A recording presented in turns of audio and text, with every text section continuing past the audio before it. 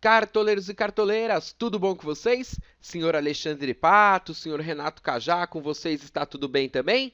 Enfim, neste vídeo de dicas da nona rodada do Cartola FC, nós vamos falar sobre a análise do Rudy Capuchin, falar também sobre o duelo de jogadores do Saisik United. Vamos às dicas da rodada. Eu convidei um cartoleiro muito especial para montar com a gente o time Mitos da Gazeta. E no final, falar também sobre o nosso site parceiro, que é o www.cartolevolution.com. Vamos começar com o site da Gazeta, www.gazetadocartola.com. Aqui no menu Análise, você vai encontrar tudo que o Capuchin escreveu sobre a 8ª rodada do Cartola FC. Dê uma lida, deixe sua opinião, por que vocês acham que a rodada passada foi tão ruim? Ele está esperando o comentário de vocês. Ainda no site da Gazeta, duelo de jogadores desta semana. Quem escreveu o Saisika United, ele escolheu 2 goleiros, Fernando Praz e Rogério Ceni, que se enfrentam no Choque Rei, e falou sobre os dois. Dê uma lida e vê se é um desses goleiros que vai estar presente no teu time para esta rodada. Tem as qualidades e os defeitos de cada um, ok? Bom, galera, vamos começar então a analisar os confrontos desta nona rodada. Eu tô com muito receio, tenho medo novamente de que muitos cartoleiros possam ir mal, porque estes jogos aqui estão cheios de mistérios. Por exemplo, o Grêmio, que seria favorito contra o Avaí em qualquer ano do passado, neste ano já não pode ser considerado tão favorito assim. A gente já viu o Avaí aprontando com um time grande, ok?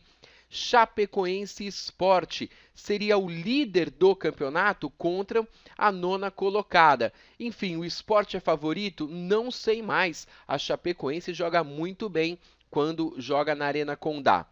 Corinthians e Figueirense, tá aqui o retrato do que aconteceu no ano passado, onde todos os cartoleiros apostaram nos jogadores do Timão e na inauguração da Arena Corinthians, Figueirense venceu por 1-0. Atlético Mineiro e Joinville, depois da gente ter visto zebras na rodada passada, dá uma certa desconfiança apostar em muitos jogadores do Galo, até porque o jogo é às 11 horas de domingo, e aí parece que aquela zica que acontecia nos jogos de sábado do ano passado se transferiram aqui para os jogos da 11 da manhã de domingo. Em todo caso, queria mostrar para vocês a campanha do Atlético Mineiro como mandante este ano, ok?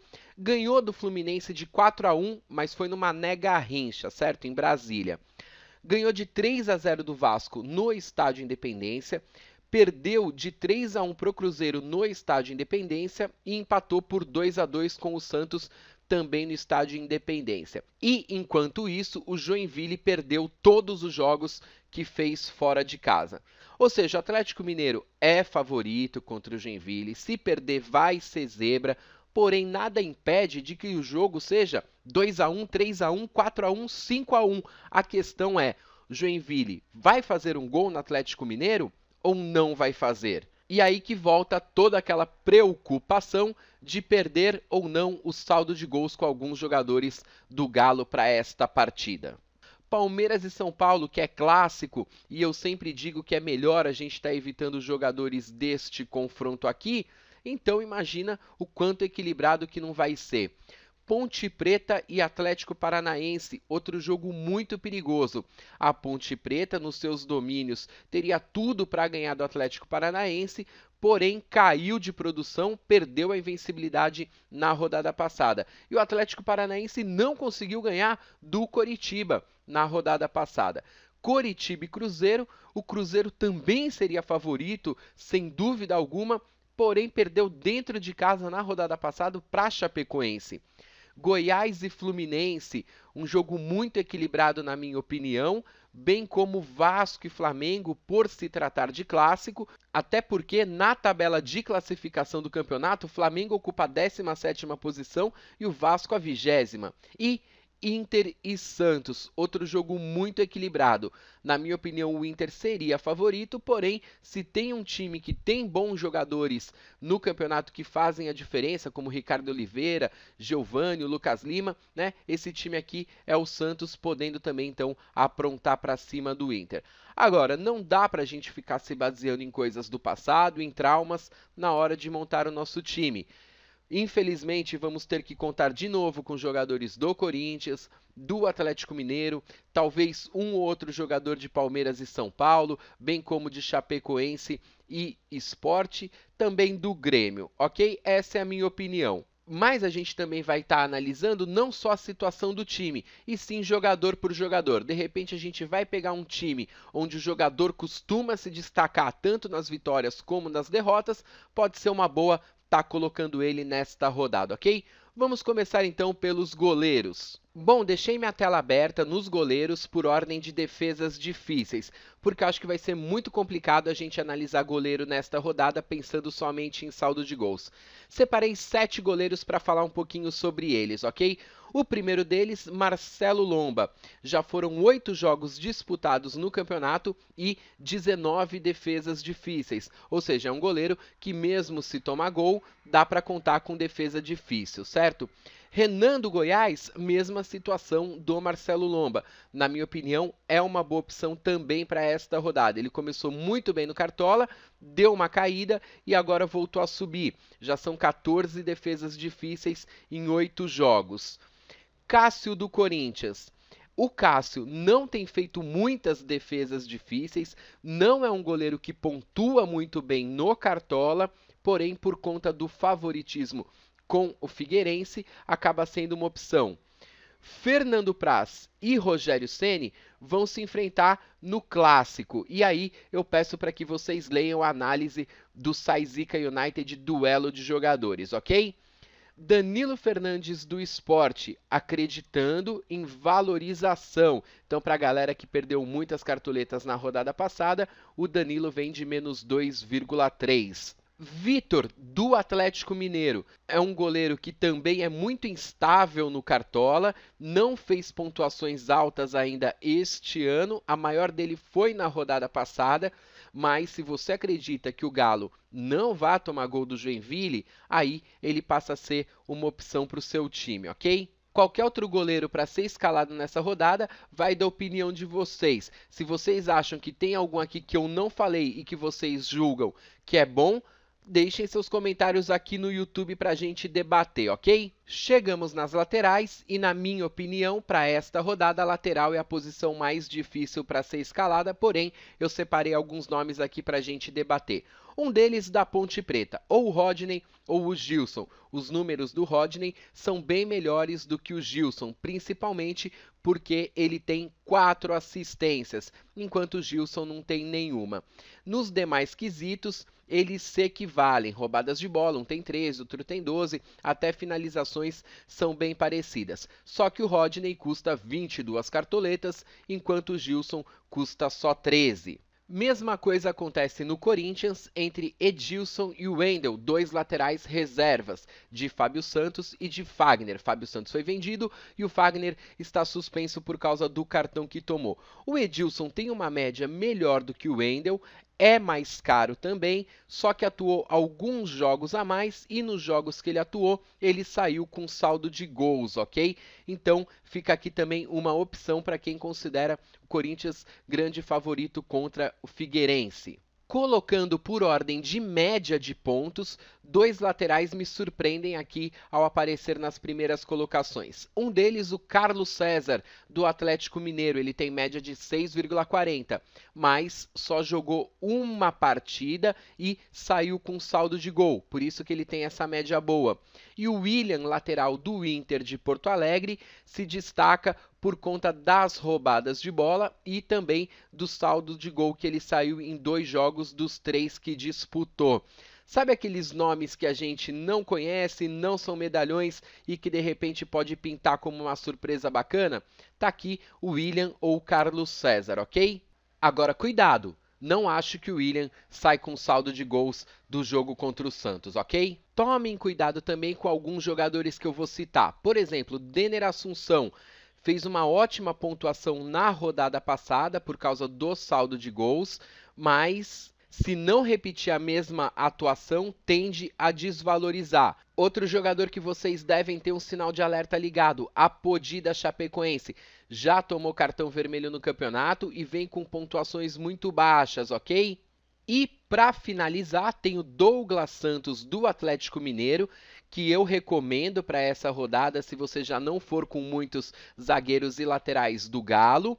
E vou pedir ajuda dos cartoleiros gremistas para me falar quem que é o Lucas Ramon, quem que é o Marcelo Hermes. Eu não conheço e gostaria de saber se seriam ou não boas opções baratinhas para os cartoleiros que ainda estão com pouquinhas cartoletas, ok? Fico no aguardo dessa resposta aí no YouTube, sei que a galera vai colaborar. Chegamos na zaga e para a galera que está indo com 2 zagueiros, eu acredito que eles vão ficar um pouquinho mais no óbvio, que seria um zagueiro do Atlético Mineiro, ou o Gemerson, ou o Leonardo Silva, e outro do Corinthians, ou o Gil, ou o Edu Dracena, certo? Enfim, mas vamos dar também algumas opções alternativas, apostas, já que a gente está vendo que no Cartola não adianta ficar indo só com o óbvio. Para a galera que precisa valorizar, na minha opinião, as 2 melhores opções são Felipe Macedo do Goiás e Samir do Flamengo. Não conte com saldo de gols, ok? Mas é uma opção para valorização, já que eles vêm de pontuações muito baixas. Já para os cartoleiros que têm poucas cartoletas, eu recomendaria um zagueiro do Grêmio, ou o Rodolfo, ou o Pedro Jeromel, e até mesmo o Hernando ou o Pablo da Ponte Preta. E correndo por fora, tem também o zagueiro artilheiro Thiago Alves da Ponte Preta, beleza? Bom, chegamos no meio de campo e, na minha opinião, esta rodada do Cartola é uma das melhores até aqui, com opções de meio campo, certo? E eu separei alguns para a gente falar sobre eles. Diego Souza, eu já desisti do Diego Souza, tirando os gols que ele fez de pênalti no começo do campeonato, não fez mais nada. Infelizmente, tá fora do meu time pelas próximas rodadas. Renato Cajá, sim, merece uma segunda chance. Ele vinha mantendo uma boa regularidade, tende a valorizar agora, joga em casa, esse merece uma segunda chance, certo? D'Alessandro vai estar fazendo a estreia pelo Inter. Eu espero que a partir de agora ele seja uma boa opção no decorrer do ano, assim como ele foi o ano passado ao lado de Conca, Ricardo Goulart, Everton Ribeiro, enfim. 2 coisas para se perguntar aqui no D'Alessandro. Primeira, ele tá com ritmo de jogo ou não tá com ritmo de jogo? Segunda coisa, quantos pontos ele precisa fazer para não desvalorizar muito? É só a gente comparar com o Renato Cajá. O Renato Cajá tem uma média de 7,50 e custa 27 cartoletas. Ou seja, o D'Alessandro precisaria estar fazendo em torno de 6 a 7 pontos para não desvalorizar muito, ok? Everton do Flamengo, excelente jogador, já tem 2 gols no campeonato, porém vem com pontuações muito baixas no Cartola. Fica aí uma aposta, certo? Dátulo, independente da posição que o Dátulo jogue, seja mais recuado como volante ou como meia atacante, eu sempre gosto do Dátulo no time e ele tem uma média de 4,26. Tá negativado, tem boa chance de valorizar e fazer boas pontuações. Jadson todo mundo conhece, alterna altos e baixos. Se for um dia que ele tiver inspirado, tende a fazer até um golzinho de falta, quem sabe, e recuperar aqui algumas cartoletas. Michel Bastos do São Paulo, assim como o Cajá, é um jogador que merece uma segunda chance. Tem gol no campeonato, ele está sendo o principal jogador do São Paulo, parece que se recuperou de lesão, vai mesmo a campo e custa só 15 cartoletas.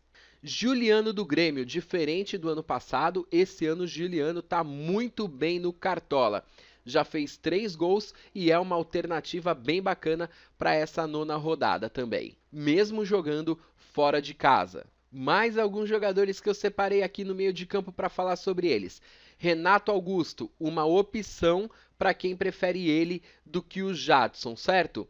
Outra opção aqui, Lucas Lima dos Santos. É um jogador que vinha muito bem, depois deu uma caída, ainda custa 10 cartoletas, mas o Santos joga fora de casa. Não é uma indicação, mas é uma aposta, tá ok? Rodrigo, do Goiás, é um jogador que está surpreendendo, a pontuação dele vem vindo muito boa, ele tem uma média muito bacana, vem de 8,20 pontos e é apontado como um dos melhores jogadores do time do Goiás esse ano. Robinho do Palmeiras. É lógico, para quem acredita numa vitória do Palmeiras contra o São Paulo, lembrando que pelo Campeonato Paulista, o Palmeiras ganhou do São Paulo de 3-0 e o Robinho fez um golaço. A galera nostálgica que torce para o Palmeiras lembra desse jogo e vai querer valorizar um pouquinho aqui com o Robinho. Outro que não podia faltar aqui como indicação é o Otávio do Atlético Paranaense. Especialista em roubada de bola, mesmo jogando fora de casa, é uma alternativa legal para esta rodada, ok? Para quem está com poucas cartoletas e precisa valorizar, a minha recomendação é o Wallace do Grêmio. Cuidado, ele tem 4 cartões amarelos, ok? Só que ele vem de uma pontuação de menos 4,2 e uma média de 2,21. Ou seja, se ele jogar no normalzinho, o que ele tem feito no Cartola, ele pode aí fazer uns 3, 4 pontinhos e te dar aí umas duas cartoletas e meia.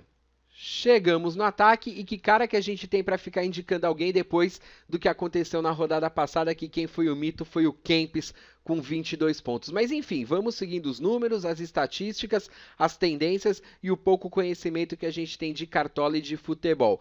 Um dos jogadores que eu recomendo é o Nilmar do Inter de Porto Alegre. Vem vindo bem aqui pelo Inter, já fez 3 gols no campeonato em apenas 4 jogos. Do outro lado, a gente não pode esquecer que o artilheiro do campeonato é o Ricardo Oliveira dos Santos, certo? Fica aqui também uma alternativa para quem acredita que ele vai continuar seguindo essa sequência de gols.